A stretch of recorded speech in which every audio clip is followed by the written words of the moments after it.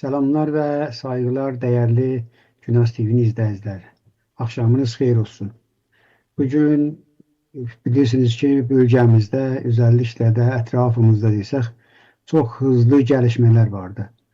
Ve biz de Günas TV olarak çalışırıq bu gelişmeleri en azı Güney Azerbaycan gözüyle size burada açıqlayaq, değerlendirək.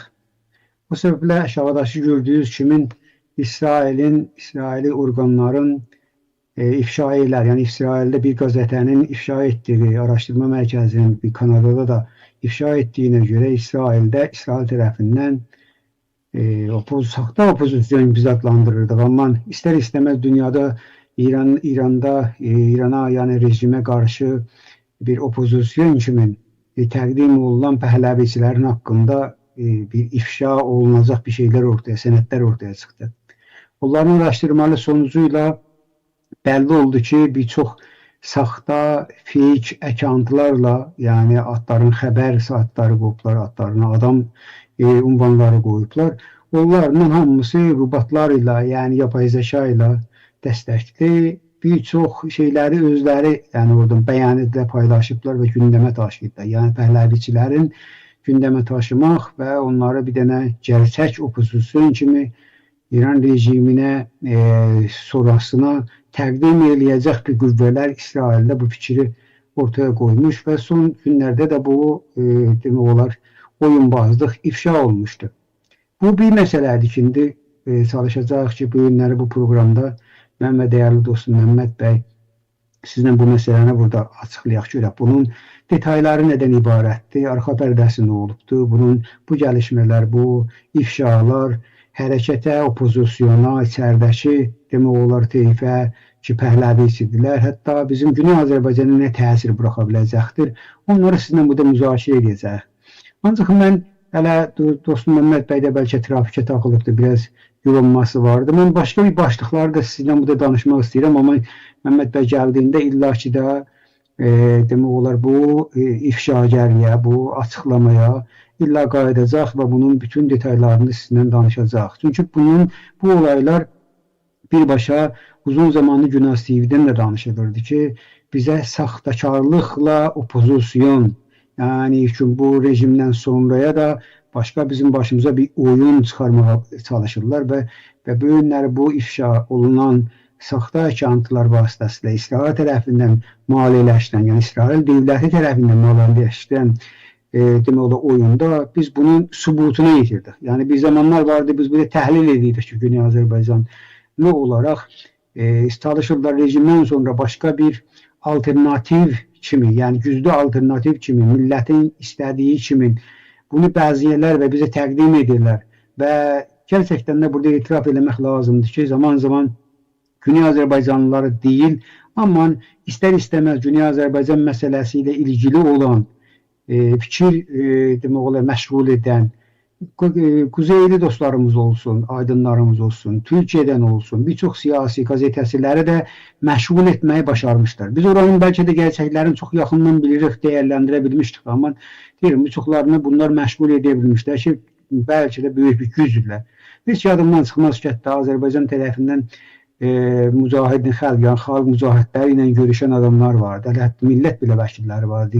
Unutmasaq, yadımızdan çıxmasa, hətta bu proqramda Günas TV'ye də çağırdıq və burada o məsələni müzakirə etdik ki, bu necə alternativdir ki, siz orada onları azad, onları İranın gələcəyində çox demokrat birisi kimi görürsünüz. Bunları bəlkə də bizim o zaman proqramımızı izləyən dəyərli izləyicilərimiz buna şahid oldular ki, birçok gerçəkləri istər-istəməz, yəni İranın iç məsələlərinin haqqında maalesef elə Kuzey Azərbaycan partiləri olsun və Türkiye partiləri olsun, siyasi şərhçiləri olsun, analizləri olsun, birçokları maalesef bu dərinlikli xəbərləri yoxdur. Ancaq bunun yanı sırada deyirəm ki, Məmməd bəy gəlinə kimi mən başqa bir olaylardır ki, bu günləri ətrafımızda çox deməli hızlı şəkildə devam edir. Onlara da baş vurmaq istəyirəm. Bilirsiniz ki, geçen günün içində elə Suriye'də də Kürt örgütləri, yəni silahlı örgütlər, terör örgütləri Hələbə həmlə etdilər. Yani o gelişmeler de birbaşa bilirsiniz ki bir taraftan da İran'ın əli vardı orada. Böyle Türkiye medyasında da sürekli bu meseləni de orada danışırdılar.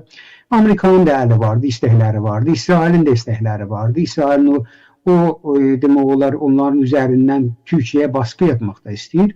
Ama Türkiye'nin de tavrı verdi. Ortada nedir? Ve biz Güney Azərbaycanı ne kadar ilgilendirir? Belki gələn günlər gedişatında bunlar da danışacaq.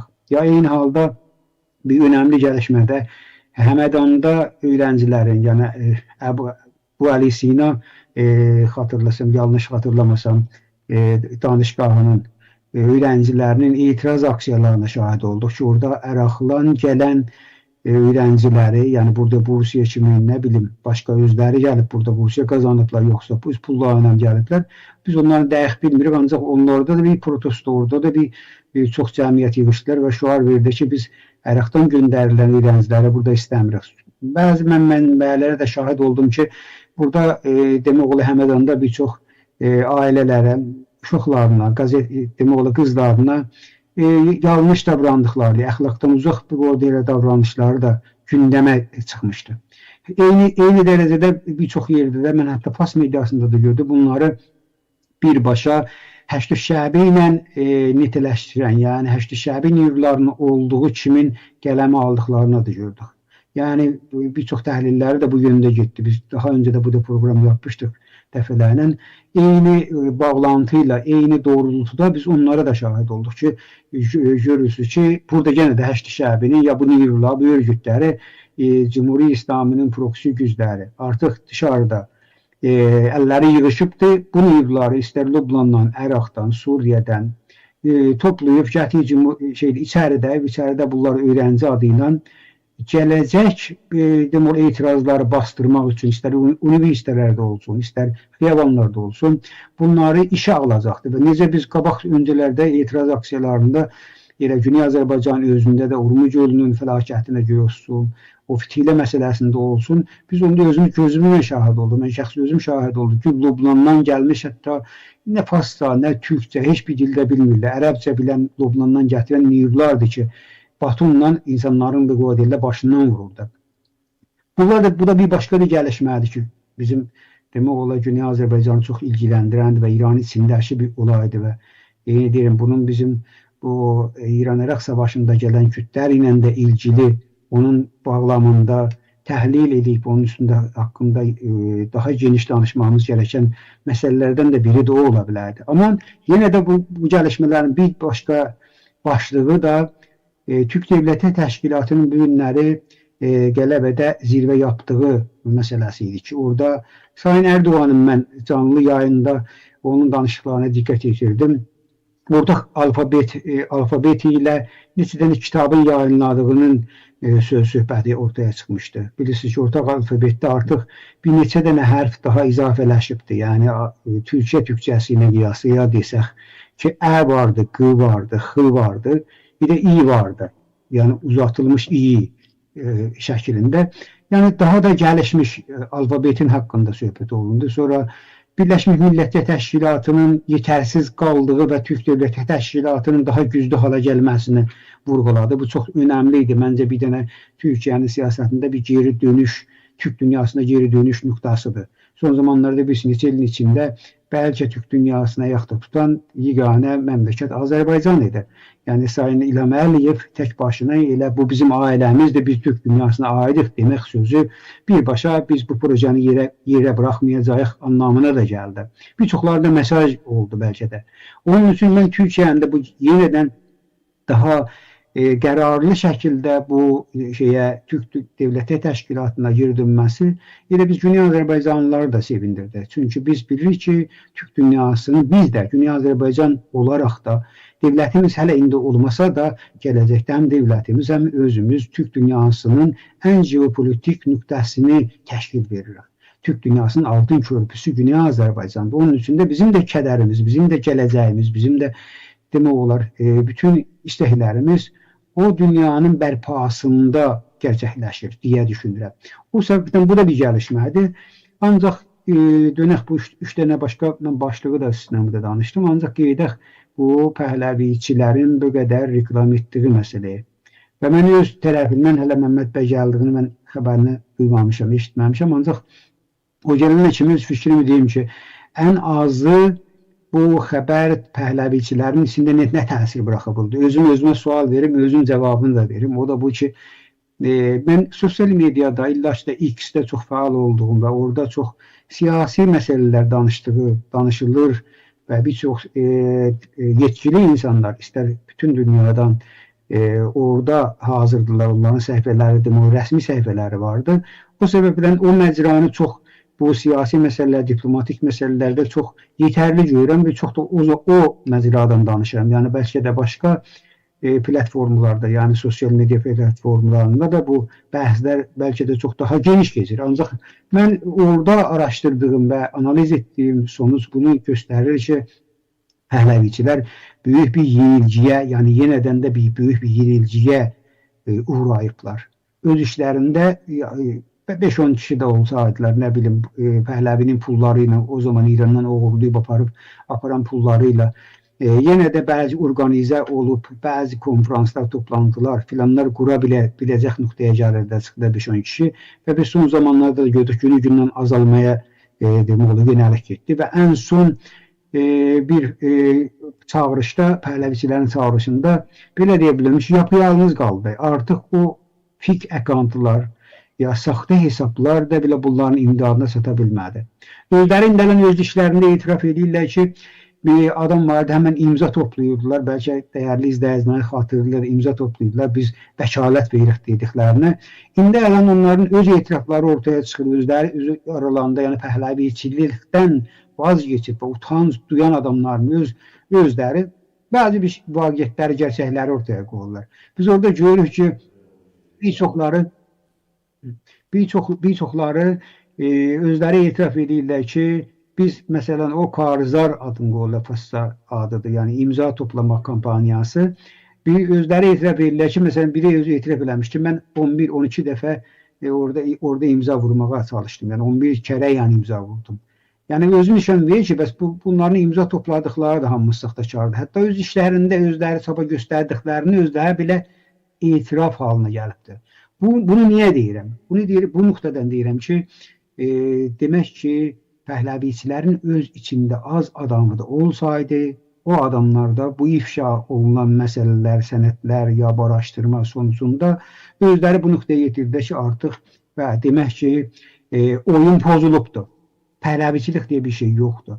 Yəni nə eşikdə, nə də içəridə. Ola bilər, demirik, indi mən burada ittiham etmirəm ki, Pəhləviçi deyə bir şey yoxdur. Yox, Pəhləviçi vardı. Bəli, bu hətta şişirtmişdilər. Bu artıq demək olar, onun o köpüyü alındı. Köp alından sonra gerçək Pəhləviçi varsa, çıxarlar meydana. Mən indələn görürəm ki, bir çoxları bəlkə də vardı, utancıqdan artıq yazmırlar. Artıq Pəhləvi haqqında söz-söhbət etmirlər. Var bir tədadda vardı, yenə oturublar, illa billah, yox bunlar Pəhləviçi düşmənirlər, Pəhləvi ilə dəyirlər filandılar, bunlar Cumhuri İslamın adamıdırlar. Baxmayaraq ki, Cumhuri İslamı da özü bundan bəziləri belə göstərirdilər ki, sevinç duyur. Amma mənim öz təhəllim budur ki, Cumhuri İslamı bu sevinç duymur. Çünki Cumhuri İslamının da bu saxta opozisyon hər zaman işinə gəlirdi. Və biz bu proqramda Məmməd bəylə yadımdadır ki, dəfələrlə bu da qeyd etdik ki, aslında o Pəhləvinin ətrafındakı onun müşavir kimi qələm alınan bir çox adamı Cumhuri İslamda, Sipahi Pasdaranda, radyo televizyon, Cumhuri İslamının rejimin öz radyo televizyonunda çalışan adamlardır. O səbəbdən, yəni İrançı adın qoyucudan Sipahi Pasdaran üyəsi olcudan bir çoxları elə buradan müxtəlif bəhanələrlə, özləri saxta demək olar tutuqlamalarla, nə bilim, hökmlərlə həmən məmləkətdən eşiyə çıxıb ki, Pəhləvinin timinə qardılar və onun yuxarı səviyyədə müşavirlərini belə təşkil etdilər. Və biz bu sonuçları dayanaraq o zaman da deyirdik ki, bu bir saxtakarlıqdır ki, Cumhuri İslami gerçək opozisyonun səsini batırmaq üçün bu saxta opozisyonu özünün qarşısında görüb və bu saxtalığı özü üçün ki, bunu müdiriyyət edir, zaman-zaman çalışıbdır və bir çox başqa millətlərin də səsini arxa pərdəyə göndərə bilibdir. Arxa pərdəyə sala bilibdir. Və bu bir gerçək idi. İndi amma artıq sistem deyim ki, bu bir fürsət ələ keçibdir. Yəni bunları indi bu nəşriyə Hartest, tam yanlış tələffüz var, Artes və sonra bir də nəşriyə Marker ki, bunlar özləri indi elən bu videoda da görürsünüz, görürsənir. Burada özləri iddia edirlər, özləri iddia deyil. Bəzi kanıtlar, bəlgələri də ortaya qoyublar. O bəlgələr əsasən nişan verir ki, məsələn, bir dəqiqənin içində 20 dənə, 30 dənə account eyni dəqiqə, eyni saniyənin içində eyni xəbəri paylaşırlar. Bir çox başqa dillərdə belə, İngilizcə, ərəbcə, farsça, nə bilim, başqa bir çox dil, İspanyolca, bir çox dillərdə bunları maliyyələşdirən demək olar İsrail, Netanyahu dövləti və onun baş bakanı daha Pəhləvi ilə, Pəhləvi Nura, yəni bu şahzadəyi İsrailə dəvət edən daha bundan öncə demək olar İsrailin Əmniyyət Bakanı bir xanım idi. İndi olub deyilə bir Eğitim Bakanı siməti dəyişibdir. Biz onların yəni demək olar planlarını o zaman o görüşmədən sonra bu Sayberi demək olar timini təşkil verib, bu saxta fake accountları yola salıb, yapay zəka ilə bir çox sistemlərlə bunları demək olar işə salıbdır və bu Pəhləviləri bu qədər şişirtməsinin indi ələn o boş nöqtəsinə gəlib çatırıq. Bir bu nöqtədir, yəni Pəhləviçilər özləri öz işlərində gerçəkdən də çox gərgin bir durumdadılar. Dağılıblar, yəni nə qədər də az idilər, o qədər də daha da dərbə aldılar. Mənim öz fikrim budur. Yəni bəziləri deyirlər Cümhuri İslami bundan sevinç duyur, qazanır. Mən deyirəm, yox, Cümhuri İslami artıq gerçək opozisiyonla üzdə qalmaqdan başqa çarəsi yoxdur. Bir bu. İkinci məsələ ki, çox-çox önəmlidir. Yəni mən deyim, gerçək deyəndə orada farsı olmayan millətlərdir ki, bu qədər haqqı, hüquqları tapdaq altında qalıbdır. Yer altı, yer üstü sərvətləri, havaları, suları kirlənibdir, gölləri quruyubdur, mədənləri qarət olubdur. Və onların milli fəallarına, aydınlarına, yazarlarına, şairlərinə, nə bilim, bir çox hünərmətlərinin başına gələn bəla qalmayıbdır. Baxın, qalmayıbdır deyirəm. Burada ərəb olsun, bəlis olsun, Güney Azərbaycan Türkü olsun, demək olar ayırmadan deyirəm. Çünki fars olmayanların hamısını əzib keçiblər. İstər fars olmayanların tək özü deyil, bəlkə dillərin də belə baskı altında, əziyyət altında, yox etmək, demək olar, yerinə belə çatdırmağa çalışıblar. Bunları bir tərəfdən tuturuq. Yəni istəyim deyim ki, gerçək opozisyon, bəlkə də İsrailə də bir dənə bir mesajdır. Yəni İsrail gerçək düşünməsi lazım olan adamlar, ya Amerikada, Avropada, bir çoxların deyirəm ki, boya bilmişlər, bunu qəbullanaq. Yəni bir çox medialar da buna amil olmuşdur. International, yəni demək olar televizyonu, bunun web saytları birbaşa sübdən axşama askırdı, öskürdü Pəhləvini reklam etdi. Bəlkə də onlar da Pəhləvinin pulu ilə bu iş görmüşdür. Yəni Pəhləvinin elə bir televizyonu olmuşdurlar. Amma indi artıq görürük ki, çox cəlib nöqtə istəydim işarə eləyəm və sonra İsraildə nə yetki buraxıb ona keçəm. Budur ki, bunların özləri də bir-iki gündən sonra etiraf eləməyə başladılar ki, belə bir sənədlər ortadadır. Və ən son da fikirəm ki, BBC də bunun xəbərini işlədi. Baxmayaraq ki, məsələn, şübhəli yanaşdı. Yəni, bu bəlgələr nəzirdir, nə deyildi, bəzi nöqtələrə. Amma illa və illa bu xəbəri işlədilər. Yəni, bu xəbərin gerçək qisminin var olduğunu dilə gətirdilər. Deyirəm ki, bunların üstü desələr də, amma hər neysə bu gerçəkdir. Və sonra da, ondan sonra da bir çox, yalnız bu deyildi, bir çoxları, hətta bunları başqa adamlar da çalışdılar və bu əkantıların rüsva etmək üçün, ifşa etmək üçün bir göstəridə bulundular. Yəni bir çox bunların, bilməm də, bəlkə də müxaliflər, Pəhləviçilər indi töküntüləri belə deyirlər, bəlkə müzahidin xəlqidir. Amma mən elə düşünmürəm, çünki o da rəqib ola bilər, onlar da çalışa bilərlər. Hər neysə rəqibdirlər bir-birlərinə. Amma istəyəm deyəm ki, bunların əlləri daha, yəni rüsvaçılıq teşləri damdan düşübdür. Biz Güney Azərbaycanda belə bir deyimimiz var. Deyirlər ki, bunların rüsvaçılıq teşdir.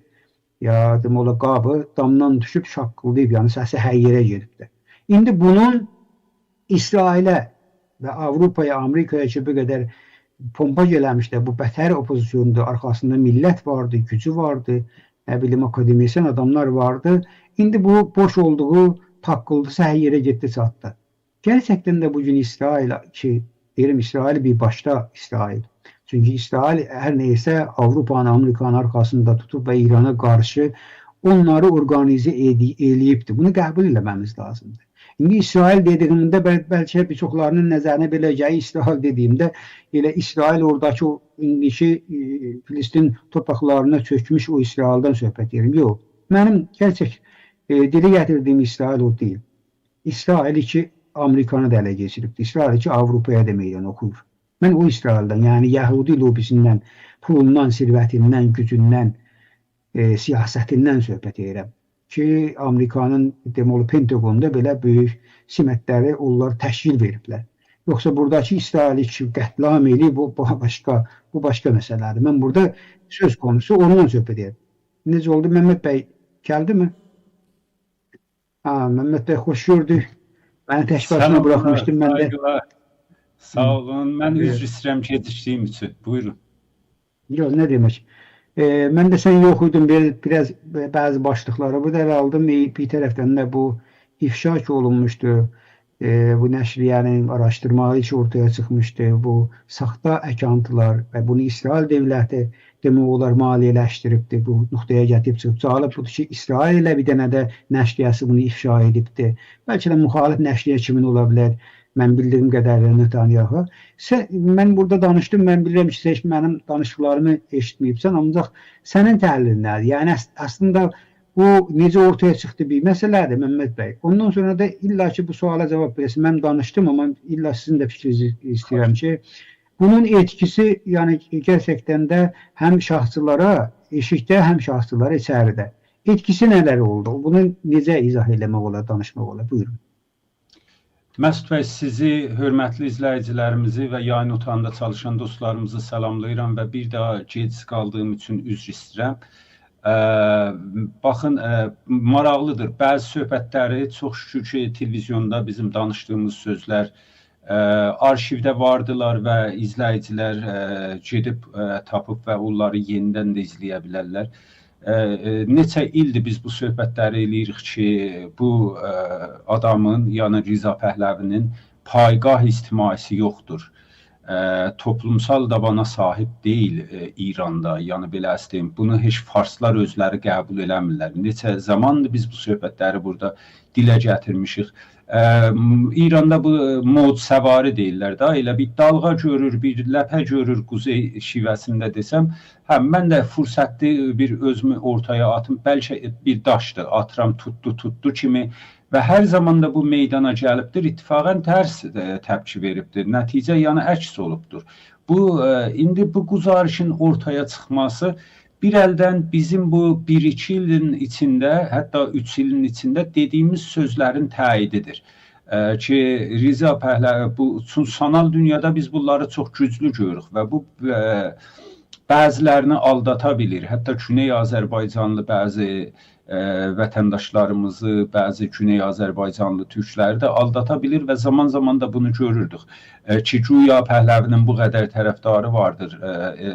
Bəli, sanal dünya Twitteri hardasa bunlar ələ keçirdiblər. Əslən baxırsan ki, öz ekantlarının çox yuxarı demək olar sayda laiki olur, bəyənisi olur, paylaşımı olur və bir nəfər də ki, bu Pəhləviyə qarşı bir yazı yazır, elə nümunəsi ilə siz olasınız, mən olam və bizim kimlər olalar, belə istəyim. Birdən görürsən, ləşkərlə tökülürlər, məsələ saylarda çoxdur, bizim demək olar o yazımızın bəlkə bəyənisindən çox bunlar aşağıda Yaman Yovuz yazırlar və buna biz hər zaman və ən çirkin yamanları da yazırlar.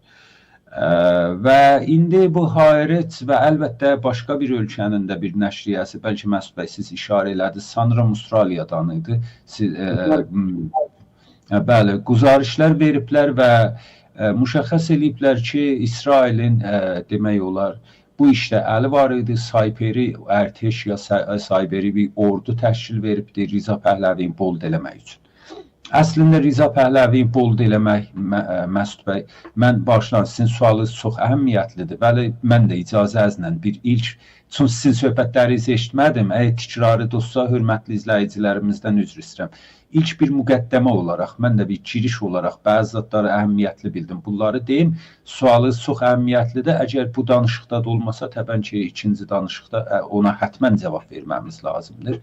Məsələ buradadır ki, baxın, Riza Pəhləvini bir əldən Cumhuri İslami bold elədi.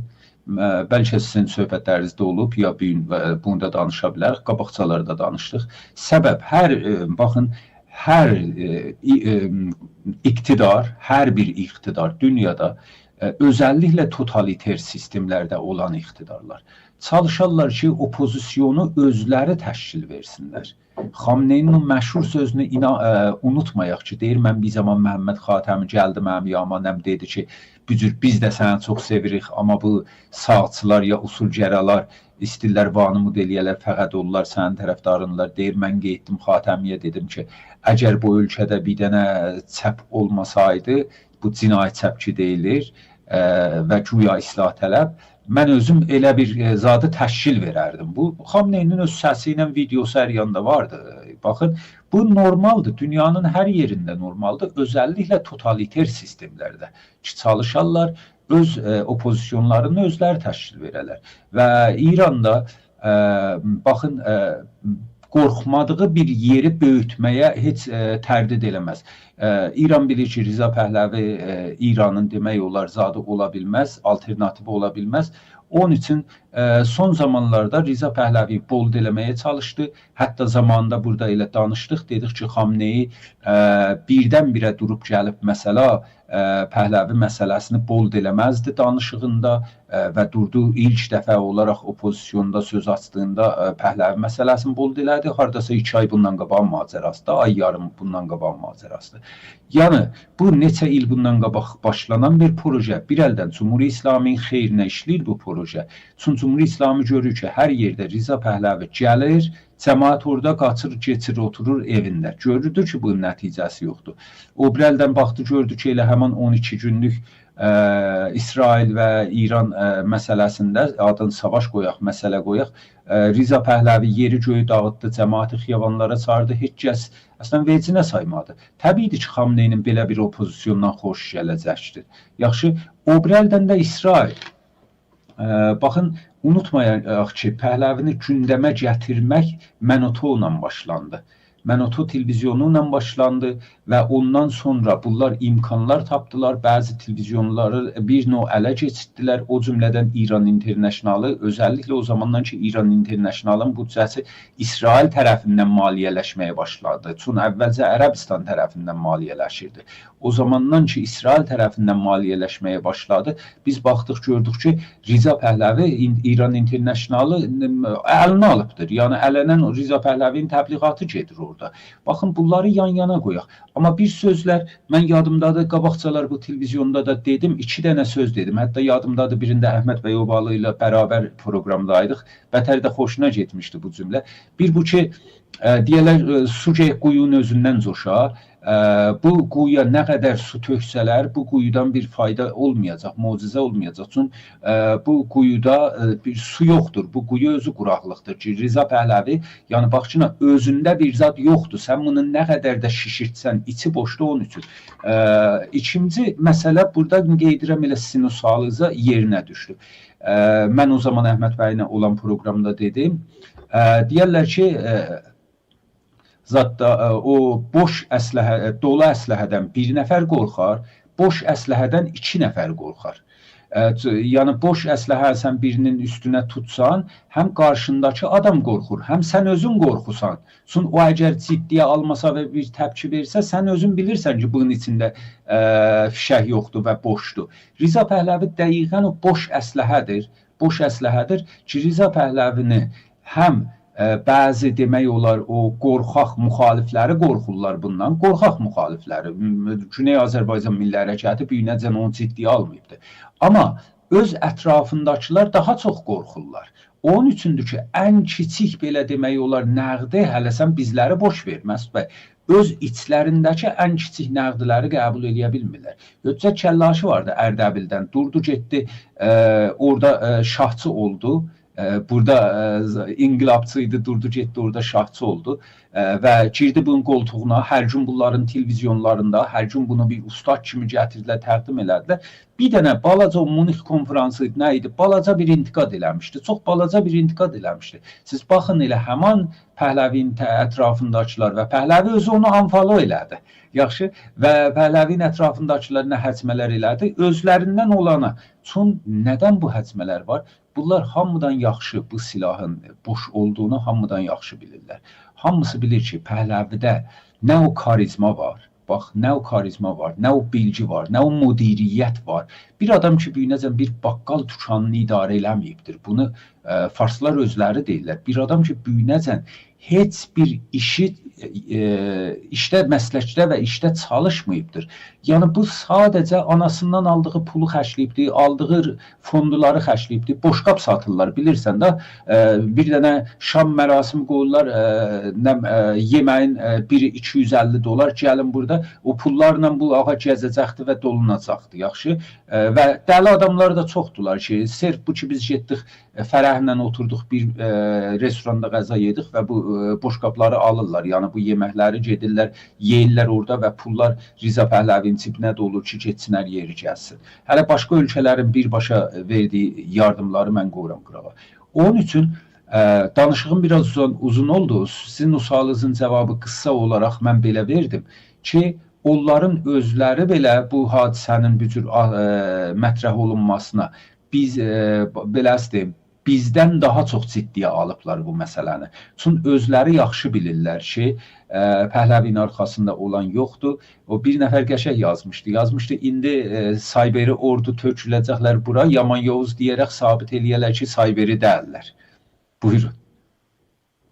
Ümid bəy, gerçəkdən siz gəlmədən öncə mən hətta bunların öz işlərində özlərində bəzilərdə itiraf etdilər. Yəni dönüblər öz dediklərlə ki, tikrar olub bir də bəlkə dəyərli izləyicilərimizə. Özlər yazdılar ki, məsələn, o imza kampaniyasında adam yazıb özü mən 12 dəfə imza vurdum, 11 dəfə imza vurdum. Yəni bir-birlərinə o yazıb mən də vurdum. Yəni dəfələrini getdim, sildim, başqa e-maillə girdim və yenə imza vurdum. İstəyim deyim ki, bunları özlər öz işlərinə də bu cür yenilicini qəbul ediblər. Demək olar və sözün kəsim, tüm yerinə düşür bağışlayıcına. Baxçına, elə həman o vəkalət midə həm də imza kampaniyası ki, deyirsən, vəkalət verirdilər, onu deyirsən də, qəsd edirsən. Baxçına, hər oyundan çıxdılar, ta deyələr, bu adamın tərəfdarı var. O qədər təqəllüb eləyə. Sən deyən kimi, bəzilər dedilər, mən fərqli demək olar, aidilərlə, filanlarla getdim 15 seri, 10 seri, 5 seri, getdim orada, məsəla, imza vurdum da bu kampaniyaya, mən təyin elədim. Sayları neçəyə çatdı? Xatırlayır mısan? 500 min aşmadı. Yəni bir dənə 85 milyon, 90 milyonluq bir ölkədə 500 mini aşmadı. Bunlar dalbadal görsədir ki, bu adamın, bunlar elə o tarixdən çox yaxşı anladılar ki, bu adamın arxasında heç kəs yoxdur. Heç kəs deyəndə xalq olaraq, millət olaraq, farslar belə buna dəstək vermirlər. Məcburən cəhətlərin və yönlərin dəyişdilər, gəldilər sanal mediaya ki, və bu elə Əlan Haaretzin anlatdığı kimi ki, orada biraz şişirdələr və belə göstərələr ki, güya baxın bu adamın məsələ bir belə həvadarı var, tərəfdarı var, sosial şəbəkəyə ələ keçirdiblər, hər kim müxalif danışır, ona Yaman Yavuz, arvad uşaq yamanı demək olar aşağılayıcı kəlmələrlə onu sustururlar və ortada və meydanda sadəcə bu adam vardır. Amma statistika, ya amarlar bunu görsətmir. Öz imza törənlərində ki, yenə də deyirəm, sən də işarə elədin ki, bəziləri neçə seri girib və imza vermişlər, 500 mini aşa bilmədilər bunlar o vəkalət məsələsində. Buyurun. Mehmet bəy, bir ayrı məsələ ki, mən o başlığım burada danışdım. O da buydu ki, bunlar öz işlərində o təklifləri bəlli. İndi ondan sonra əsas məsələ ki, məni qayğılandırırdı. Zaman da biz burada proqramlarda idəyət edik ki, bu Cumhuri İslami özünə bir saxta opozisyon düzəldib, gerçək opozisyonu arxada qoymaq üçün bu işi başarıbdır və illa Güney Azərbaycanda bəxlası işarə elədi, bəziləri bu propagandaya uzaqdan baxanda da bəzi deyirlər adamı çox imiş. Məsələn, belə bir zehniyyət yarana bilərdi. Amma bunun daha vəhim qismi Türkiyə və Azərbaycan tərəfidir.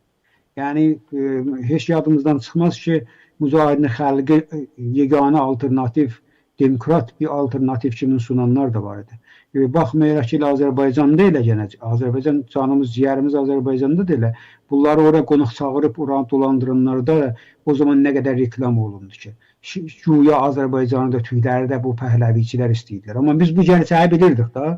Türkiyədə də bir çoxları bu məsələləri dəfələrlə bizə eyib tutublar ki, siz niyə gedib məsələn pəhləviçilərlə, buna deyəndə mən bilirəm sən hansı toplantılardan bilirsən hansılar deyirəm.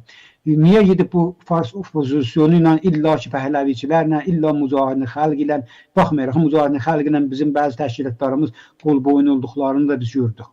Arxa pərdədə gedib onlarla birləşdiklərini gördük. Hətta bəziləri bu adamların istəyi doğrultusunda bağımsızlıqdan, yəni demək olar şeylərini, fikirlərini ayırdılar, oldular federalçı. Onlara mən çox getmirəm. Amma mən çox bu da qəsd etdiyim Məmməd bəy fikrin Azərbaycan və Türkiyədə bir çoxları bizi deyirəm ki, bizi susluyurdular ki, siz bu opozisiyonla əlbir olun və İranın gələcəyində və İranın gələcəyi hətta pəhləvi dostsa, müzahirənin xalq dostsa, onların yanında haqlarınızı əldə etməyə çalışın. Siz bu işi başarmazsınız, eləyə bilməzsiniz, çünki onlar çox güclüdürlər. Baxın, indi onların o güclü, yalancı güclü olduğu ortaya çıxıbdır. Mən istəyim ki, burada bir mesaj elə bizim məsələmizi ilgilən adamlardır. İlgilənməyənə boş verir, ondan işimiz yoxdur. Yəni bizə yaxınlıq hiss edən, Güney Azərbaycanın dərdini çəkən adamlardılar. Amma maalesef o analizləri bu qədər demək olar üzdə qalıb deyər, köpük kimi bir analizdir. Bu da acıqları gəlməsə bu deyə bilərəm. Biz o zaman çox çalışdıq, çox çabaladıq ki, baba o cür deyil. Bunları saxtakardılar. Bunlar Cumhuriyet İslamının öz saxtakar opozisyonudur ki, bizim səsimizi bastırmaq üçün. İndi onlara nə mesaj vermək olar Məmməd bəy? Yəni mən başlığı bir açıb sizdən eşidim. Çünki çox kritik nöqtə bizim üçün dərs çıxadan nöqtə məncə burasıdır. Məsud bəy, bilirəm siz də bu söz deyibsiniz, mən də bu söz demişəm, dəfələrlə bu sözləri demişik. Elə onların üzlərinə demişik, Türkiyədən və Azərbaycandan olan. Bəzən siyasi şərhçilər, bəzən akademisyenlər var içlərində demək olar. Güney Azərbaycan məsələsi ilə və İran məsələsi ilə əlaqəli çalışmaları olan adamlar vardı içlərində. Zaman zaman biz bu sözləri demişik ki, Güney Azərbaycanı, Güney Azərbaycanlı şərhçilərdən ya demək olar Güney Azərbaycanlı uzmanlardan soruşmalısınız və bilməlisiniz. Zaman zaman demişik ki, Güney Azərbaycanı sırf 4 dənə demək olar, onu da tərcümə olunmuş və fake bəzən xəbərlərlə tanımaq mümkün deyil. Siz o zamanacan ki, fars dilini bilmirsiniz, o zaman ki, türk dilini ərəb əlifbasında oxuya bilmirsiniz. Və hətta bu belə yetərli deyil, amma bu ən ibtidaisidir ki, bunları bilmək lazımdır ta İran haqqında və Güney Azərbaycan məsələsi haqqında fikir bildirmək lazım olar. Amma təəssüflə istər Quzey Azərbaycanımızda və istər Türkiyədə oturublar 3-4 dənə dediyim kimi o dayaz bilgilərə arxalanaraq, internetdən oradan-buradan aldıqları bilgilərə dayanaraq Türkiyədə bu dayaz sözünü bəlkə bilməyərlər, o sığ bilgi, mən belə istəyim. Onlara dayanaraq gəlirlər və Güney Azərbaycan haqqında fikir verirlər. Ukalalıq yapırlar, mənə Türkiyə şivəsində desəm. Və bu bizə hər zaman da üzür. Güney Azərbaycanı, Güney Azərbaycanlıların dilindən eşidib və tanımaq lazım. Bunlar bunu təəssüflə çox ciddiyə almırlar. Siz dediyiniz kimi elə həmin ki görürlər Riza Pəhləvinin məsələ bir gün Netanyahu ciddiyə aldı. Həmin ki görürlər Macron bir gün nəmsi. Məsələ Macron ya Macronun demək olar dövlətinə bağlı olan yuxarı rütbəli bir yetkili bu mücahidini xalqı ciddiyə aldı. Elə düşünürlər ki, İran məsələsi bunların əli ilə çözüləcəkdir, yəni Riza Pəhləvinin ya Məryəm Rəcəvinin və güya ki biz Güney Azərbaycanlı olaraq qarşımızda heç bir seçənək yoxdur. Məyər gedək bunların birinə boyun əyək, baş əyək və bunların birinin arxasına düşək. Siz dediyiniz kimi bunu Zaman zaman hətta o mücahidin sözünü Quzey Azərbaycanda bəlli bir partinin demək olar sədri olaraq, düzdür, çox böyük bir partidir, amma hər halda bir partiya sahibidir, bir hizb sahibidir və hətta Cumhurbaşqanlığı seçkilərində aday olmuşdu Məsud bəy, xatirinizdə olsa. O kimi adam durur gəlir və Güney Azərbaycan güya ki xalq mücahidləri ilə işbirliyi aparmalıdır. Yəni bu qədər saçma bir fikri ortaya qoyur ki, zamanında biz bu televizyondan cavabını da verdik əlbəttə. Ya elə Türkiyənin özündə əgər xalq mücahidləri də çox deyilməsə, Riza Pəhləvi sözünü biz çox eşitmişik, bəli. Ki güya o gəlsə İranda demokrasi bir açıqcası çox çətindir. Onlar ki, Güney Azərbaycanı yaşamayıblar. Bax, Güney Azərbaycanda yaşamayıblar demirəm. Güney Azərbaycanı yaşamayıblar. Çox çətindir. Bunlar Güney Azərbaycanın gerçəklərini bilələr. Bunların ən böyük, məsələ, sözlərini isbatlamaq üçün, qanıtlamaq üçün ən böyük gərəkçələri budur ki, mən Təbrizə bir getmişəm. Və orada, məsələ, sokaqda bəlkə bir-iki nəfərlə görüşübdür, çay içəndə bir-iki nəfərlə danışıb. Ən böyük zatları odur. Amma biz zaman-zaman görürük ki, bunlar nə qədər yanlış fikirlər ortaya qoyurlar. Elə bu İran-İsrail savaşında unutmadıq ki, İlber Ortaylı demək olar, Güney Azərbaycan türkləri haqqında nə qədər yanlış bir demək olar, yorum ortaya qoydu və Türkiyə televizyonlarından yayınlanırdı. Bu yaxşı, İlber Ortaylı kiçik adam deyil. Tarix konusunda Türkiyədə ən tanınmış şəxslərdəndir və açıqcası, bəlkə mən daha öncə də demişəm, Osmanlı tarixi haqqında gerçəkdən bu adam çox ciddi çalışıbdır. Mən bir neçə kitabını oxumuşam və çox dəyərli çalışmaları var.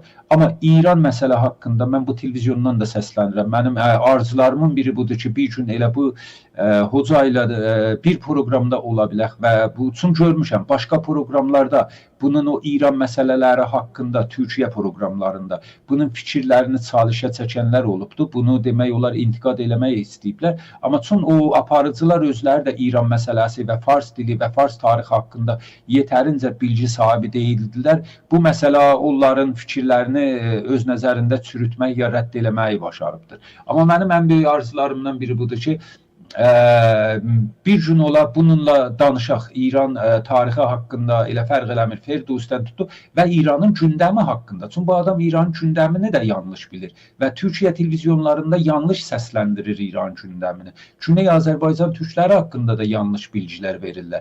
Bu bir örnəkdir, yoxsa başqaları da vardır. Onun üçün danışığım biraz uzun oldu Məsud bəy. Bir-iki cümlə ilə sözlərimi mən burada yekunlaşdırıb. Mənim əsas sözüm budur ki, bəli, haqlısınız. Təəssüflə bunlar Güney Azərbaycan türkləri məsələsinin dərinliyinə görməyiblər, tanış deyirlər. Bunlar sadəcə 3-4 dənə qazetə başlığından ki, onlar da umumən tərcümə və bəzən yanlış tərcümə və çox zaman hətta fake xəbərlər olur. Bunların üstündə dururlar, fikir verirlər və sonra gəlib bizə də o qəlalıqdır.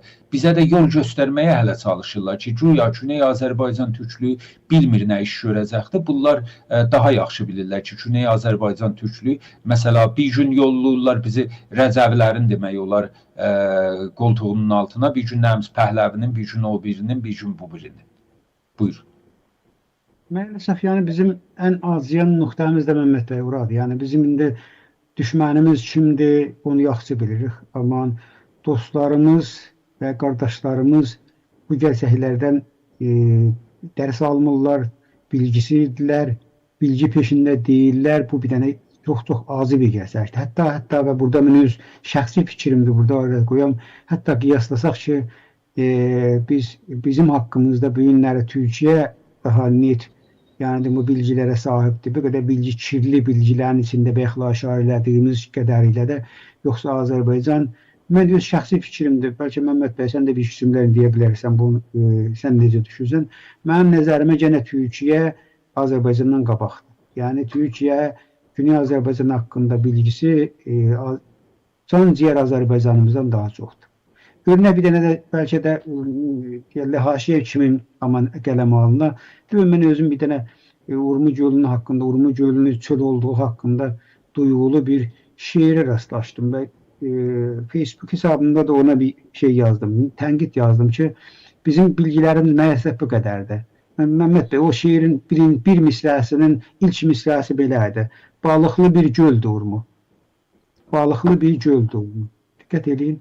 Yani mən orada faciənin nə qədər dərin olduğundan xəbər verir ki, bizim Quzey Azərbaycanda şairimiz, aydınımız, indi siyasi adamımız Urmu gölündə balıqların ölümünü düşünür. Bilmir ki, o gün nə qədər şuur idi ki, suda balıq yaşamazdı.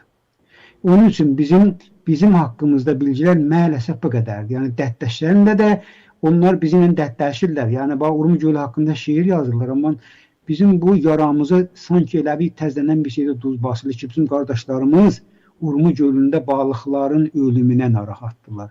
Halbuki Urmu gölündə, Güney Azərbaycanda Urmu gölündə balıq desən, bir gülünc bir şey ortaya çıxır. Heç yadımdan çıxmasın, yeri gəldi bir dənə bir şey deyim. Mən o körpü zamanı işləyirdi orada, mühəndislik alanında olurdum. Məni çağırdılar o şeydən, işləyənlərdən çağırdılar, gəl bu bir nəfər gətiribdi, oltasını, yəni balıq tutan şeyini götürüb gətiribdi.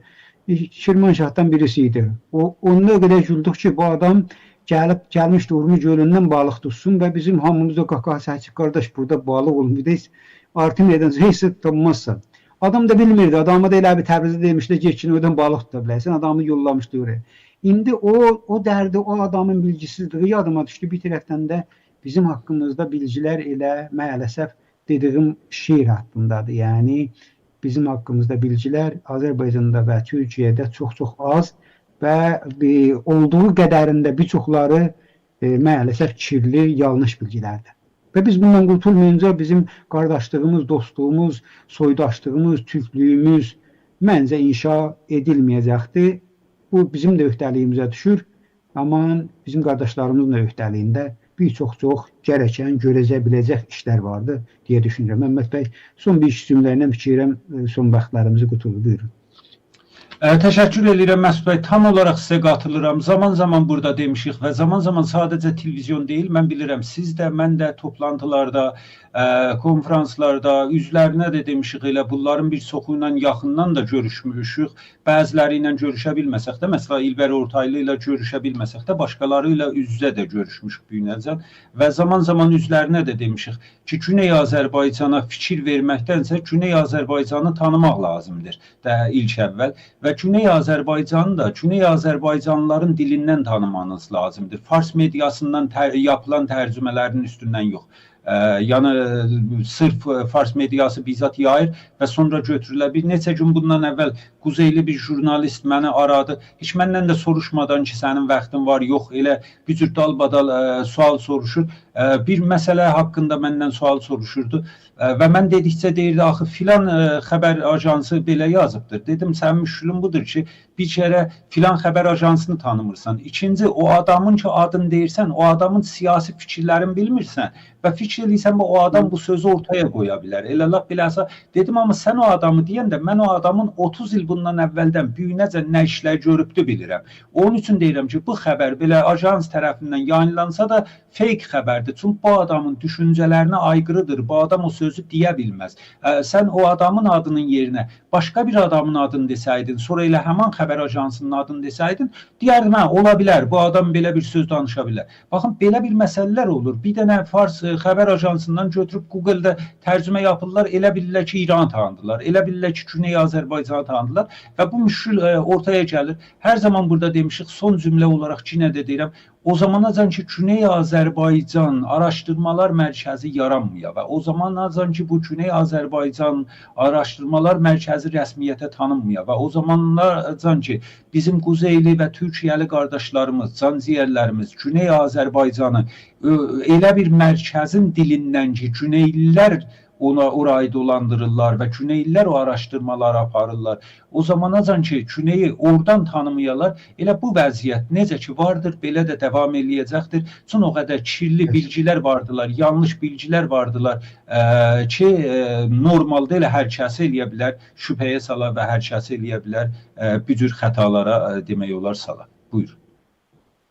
Dəyərli izləyicilər, Finans TV ilə qalın. Bugün proqramı bu qədər. Sağ ol və salamat qalın. Gələn görüşə kimi.